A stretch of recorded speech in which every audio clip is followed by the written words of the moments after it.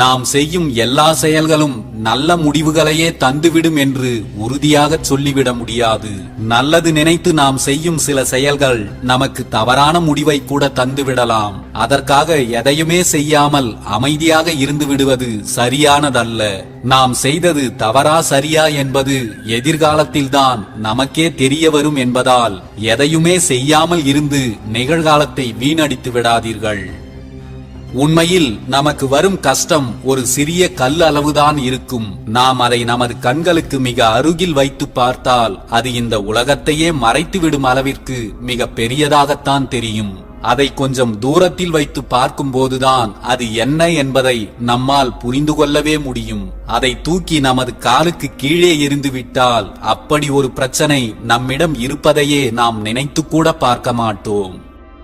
தேனீக்களை போல எப்போதும் சுறுசுறுப்பாக இருங்கள். உங்கள்